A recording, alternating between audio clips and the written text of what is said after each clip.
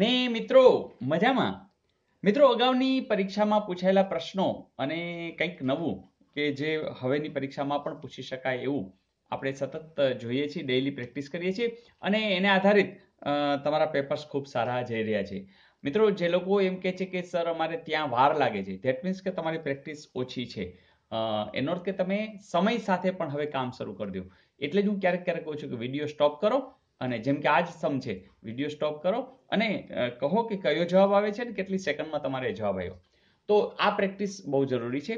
સાચું પણ પડવું જોઈએ અને ઝડપથી પણ. તો ક્યારેક ક્યારેક જે સમ છે એ સમની અંદર શોર્ટકટ પડેલી જ હોય છે. જેમ કે 2 અંકોની એક સંખ્યાના બંને અંકોનો સરવાળો 14 છે, જ્યારે તફાવત 2 છે, તો બંને અંકોનો ગુણાકાર શું થાય? મિત્રો 2 અંકની સંખ્યા હોય, બરાબર, અને એ સંખ્યાના બંને અંકોનો સરવાળો 14, એટલે જો આ બહુ નાની સંખ્યા છે, એટલે 7 ને 7 14 થાય, પણ એનો તફાવત 2 છે. એનો અર્થ કે 7 ની એક બાજુ 6 લઈ લ્યો અને એક 8 લઈ લ્યો, તો વાત એવી થાય કે જુઓ જે 2 અંકો છે, એક સંખ્યા બંને અંકોનો સરવાળો જો 8 ને 4 14 થાય છે, જ્યારે તફાવત કેટલો થાય છે? 2. 8 માંથી 6 જાય તો 2. તો આ વાત બરોબર છે. અને પછી એનો ગુણાકાર પૂછ્યો છે, તો 8 6 48. તો આ જવાબ છે આવી જશે. કોઈ કહેશે કે સર 8 6 8 જ આવે, 8 6 ના આવે, એ પણ ચાલે, કારણ કે 2 અંકો જે છે એની જે સંખ્યા છે બંને અંકોનો સરવાળો કેટલો થવો જોઈએ? 14 થવો જોઈએ, અને તફાવત કેટલો હોવો જોઈએ? 2. તો ચાહે આ લ્યો કે આ લ્યો, પણ પછીની વાત છે બંને અંકોનો ગુણાકાર, એટલે કે 6 અને 8 નો ખરેખર ગુણાકાર, અને એનો જવાબ આવશે 48. તો ક્યારેક આમાં તમે x અને y ધારો તો એ થોડું લાંબુ થાય. તો x + y = 14, x - y = 2, આવી રીતે તમે એનો ઉકેલ શોધી શકો. પણ ક્યારેક જ્યારે સાવ સિમ્પલ અને નાના સમ હોય તો એને તરત ને તરત એ રીતે વિચારી અને જવાબ લઈ શકો છો. Is it okay? જોઈએ નેક્સ્ટ. મિત્રો ક્યારેક આવું પણ પૂછી નાખે કે સાપેક્ષ અવિભાજ્ય જોડી કઈ છે?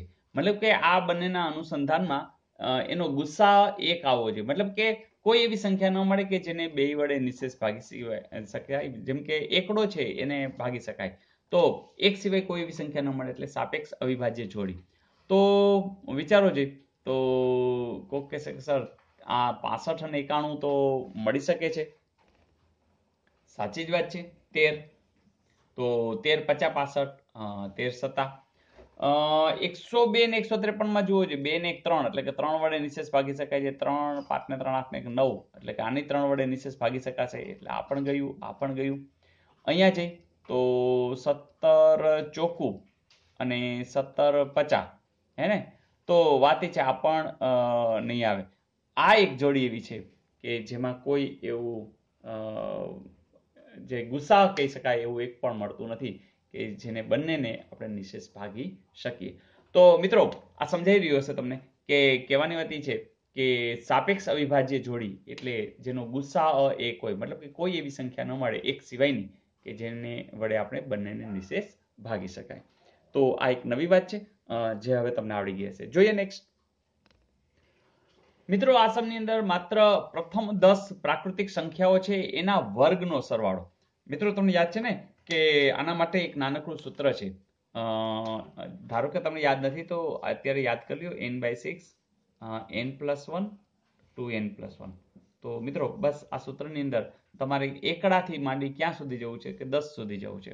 તો 1 નો વર્ગ વત્તા 2 નો વર્ગ, બરાબર, આ રીતે 3 નો વર્ગ, એમ ક્યાં સુધી જવું છે? 10 નો વર્ગ. તો બસ એની જગ્યાએ 10 મૂકો, 10/6, 10 + 1 11 લખો, 10 દુ 20 ને 1 21. હવે છેદ ઉડતા હોય તો ઉડાડી નાખી, તો શું થશે? 3 દુ 6, સોરી 6 ભલે રહીએ, કરીએ ચલો 5 અને 7 તેરી. તો જોજો 7 50 35 ગુણ્યા 11. મેં તમને 11 નો ગુણાકાર કીધો તો ખબર છે ને કે આ પાંચડાઓ છે એમને મૂકી દો, પછી આ બેનો સરવાળો અને પછી આ છેલ્લો અંક મૂકી દો. જોજો 385 છે, જરૂર છે. તો મજા આવી મિત્રો. આટલું સહેલું અગાઉ પૂછાયેલું હજી પણ પૂછી શકાય, તમને આવડી જશે. દાખલા તરીકે 20 સુધીનું કીધું તો n બરાબર 20 મૂકી દેવાના. આ સૂત્ર તમારે બરોબર યાદ રાખવાનું છે. યસ, ગઈકાલનું હોમવર્ક ને ચલો જોઈ લઈએ. પ્રશ્ન આવો હતો કે પ્રથમ 20 એકી સંખ્યાઓનો સરવાળો ખાલી જગ્યા થાય. તમને ખ્યાલ જ છે કે જ્યારે એકી સંખ્યા કીધી હોય અને પ્રથમથી હોય ત્યારે શું કરવાનું છે? આનો વર્ગ કરી નાખવો છે.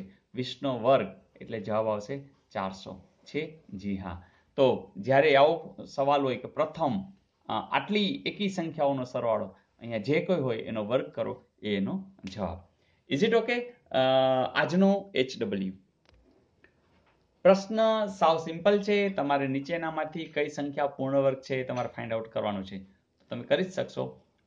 એ તમારો હોમવર્ક છે. તમે કોમેન્ટ્સની અંદર જરૂરથી લખી નાખજો. તો મજા આવી મિત્રો?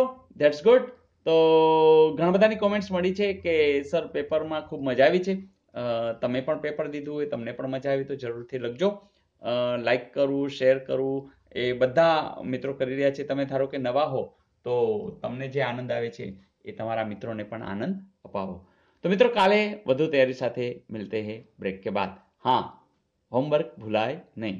આવજો.